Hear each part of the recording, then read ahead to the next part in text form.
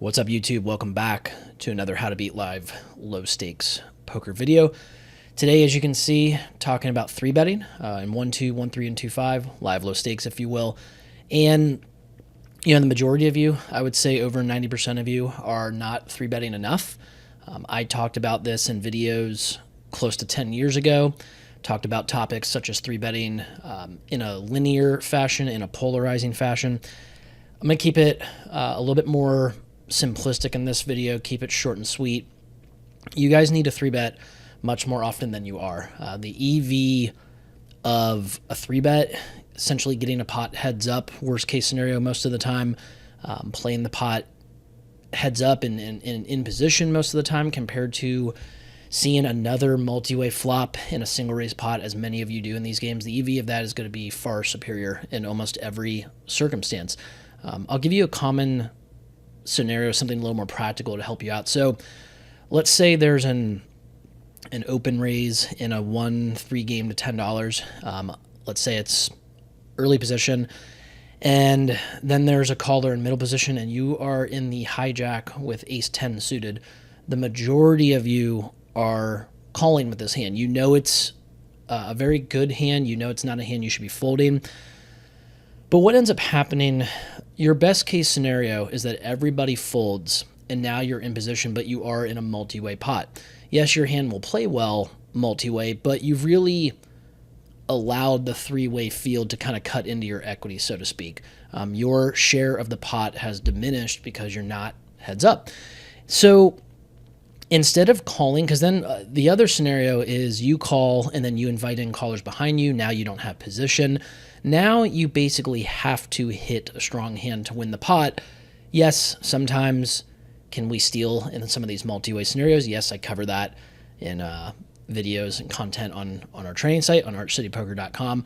But the best way to go about it is to, instead of calling, we should just squeeze that spot, because there are two really good scenarios that come out of this. One, you might just take down the pot pre-flop, and that's a really nice win for us, especially in rooms where there's no flop, no drop regarding rake. But if you don't get a fold, and the majority of the time you won't, live low stakes players are going to call 3-bets far too often.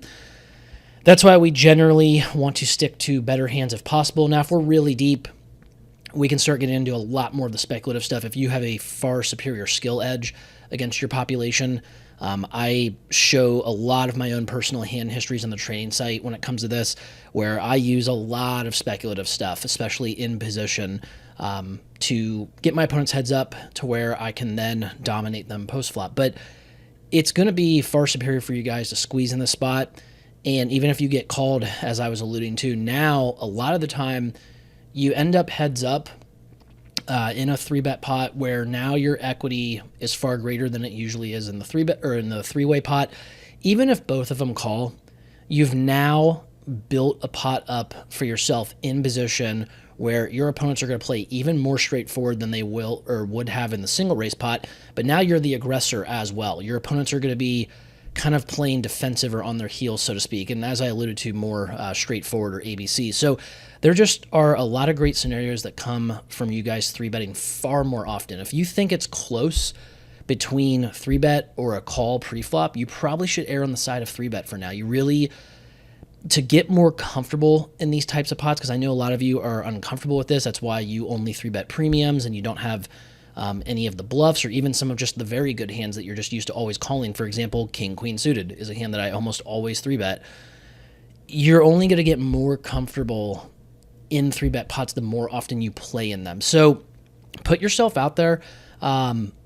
You are going to find that your opponents, again, are going to play, I think, far worse in 3-bet pots, but it's also going to be a lot easier for you to win pots not having to flop anything when you're just the aggressor heads up, as opposed to, let's say you have, again, let's say you have pocket 8s in middle position and you're facing another like middle position open, if you will. Most all of you are just flatting in that spot and you're allowing people behind you. Yes, you have odds to set mine.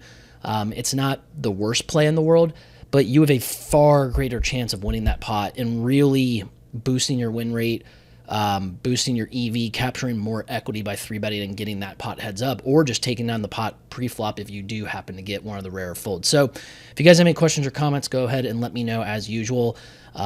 Like the video, please. Subscribe to the channel. If you aren't, come visit us over at archcitypoker.com where you can get more content such as this. So I'll see you guys in the next video. Thanks.